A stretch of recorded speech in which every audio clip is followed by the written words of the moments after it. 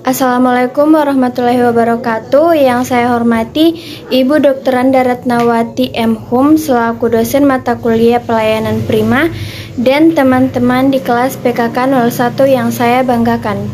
Puji syukur kita panjatkan kehadirat Allah Subhanahu wa Ta'ala atas nikmatnya. Adapun judul materi kali ini yaitu pelayanan prima berdasarkan konsep tindakan, dan topik yang akan dipresentasikan yaitu 1. Pengertian pelayanan prima berdasarkan konsep tindakan. 2. Prinsip-prinsip pelayanan prima. 3. Bentuk-bentuk pelayanan berdasarkan konsep tindakan. 4. Tujuan dan manfaat dari pelayanan prima. Saya Anissa Dwi Wahyuningsi dari kelompok 7 selaku moderator akan membimbing jalannya presentasi. Sebelumnya saya akan memperkenalkan anggota dari kelompok 7 yaitu Nilam Cahaya Sasmita, Nur Hikmah, dan saya sendiri.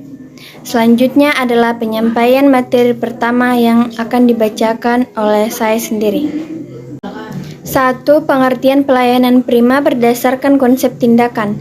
Pelayanan prima adalah pelayanan yang terbaik yang diberikan kepada pelanggan, baik pelanggan internal maupun eksternal, berdasarkan standar dan prosedur pelayanan.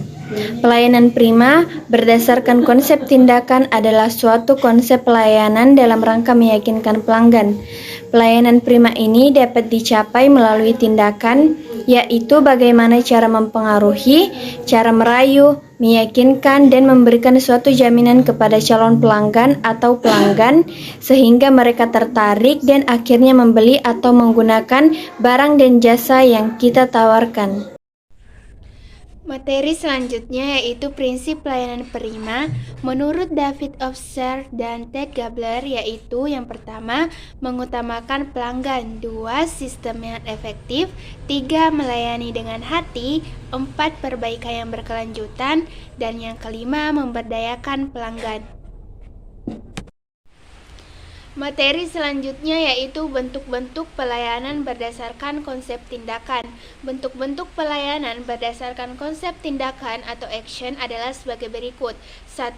Pencatatan pesanan pelanggan. Setelah melakukan promosi dengan sasaran yang tepat dan konsumen atau pelanggan mulai mengetahui tentang barang dan jasa yang mereka butuhkan, barulah biasanya konsumen mulai mengadakan kontak dengan pihak penjual atau produsen untuk melakukan pemesanan barang.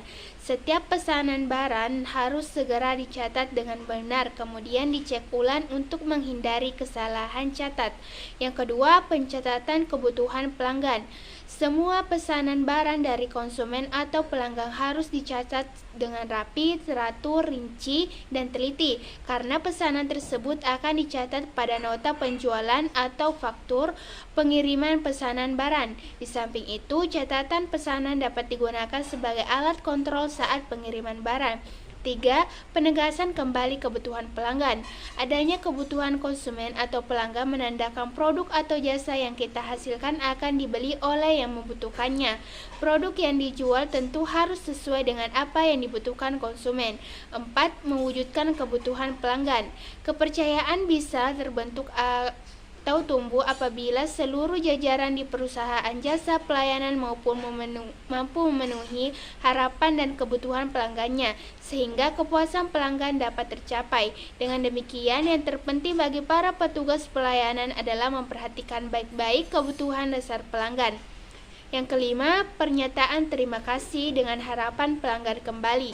Setelah semua kegiatan jual beli sudah dilaksanakan, yang dimulai pencatatan pesanan barang sampai diterima oleh konsumen, ada satu hal yang harus diperhatikan dan tidak boleh dilupakan, yaitu ucapan terima kasih kepada pelanggan atau konsumen. Selanjutnya, tujuan dari pelayanan prima. Yang pertama, memberikan pelayanan yang berkualitas kepada para pelanggannya. Yang kedua, membantu pelanggan untuk mengambil keputusan supaya membeli barang atau jasa yang ditawarkan. Yang ketiga, menumbuhkan rasa percaya pelanggan terhadap barang ataupun jasa yang ditawarkan penjual. Yang keempat, menumbuhkan kepercayaan dan kepuasan kepada para pelanggan. Yang kelima, untuk menghindari terjadinya berbagai macam tuntunan atau aduan dari pelanggan kepada penjual terhadap produk atau jasa yang dijualnya. Yang keenam, supaya konsumen atau pelanggan merasa diperhatikan dan merasa diperlakukan secara baik. Yang ketujuh, untuk menumbuhkan dan mempertahankan loyalitas konsumen supaya tetap membeli barang atau jasa yang dijual.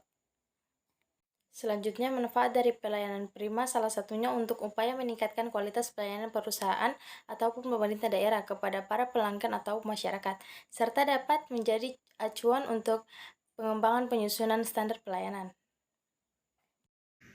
Sekian video presentasi dari kelompok kami, kurang dan lebihnya mohon dimaafkan. Semoga materi presentasi dari kelompok kami bermanfaat bagi para penonton. Wassalamualaikum warahmatullahi wabarakatuh.